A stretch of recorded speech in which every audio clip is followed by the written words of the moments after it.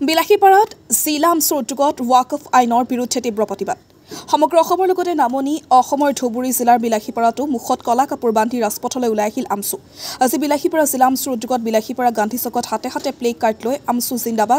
জিন্দাবাদ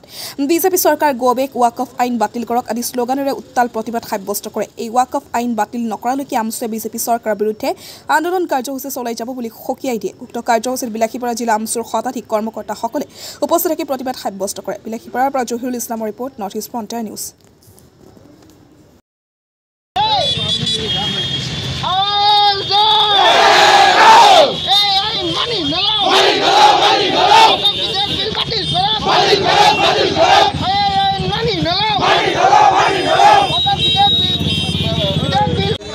বিলাসীপাৰা জিলা আমচুৰ উদ্যোগত কেন্দ্ৰীয় সমিতিৰ নিৰ্দেশ মৰ্মে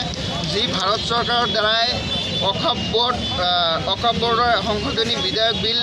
গৃহীত কৰিবলৈ মানে বিল দাঙি থৈছে গতিকে যি বিল পাছ কৰিলে এই বিলৰ বিৰোধিতাৰে এই আইন আমি মানি নলওঁ এই বিৰোধিতাৰে আজি যি আইনখন পাছ কৰিলে এই আইনখন আমি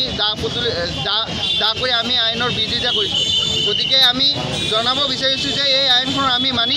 মানি নলয় আজি যি কাৰ্যসূচী আমি ৰূপায়ণ কৰিলোঁ গতিকে যেতিয়ালৈকে ভাৰত চৰকাৰে এই আইনখন ঘূৰাই নল'ব বা উভতি নল'ব তেতিয়ালৈকে আমি ইয়াতকৈ ভয়াৱহ আন্দোলন কৰিবলৈ আমি বাধ্য যি আইনখনে বা যি অকপ বোৰ্ডে ব্যক্তিগত অকপ বোৰ্ডে মাটি নথকা মানুহক দান কৰিছিলে বা আমি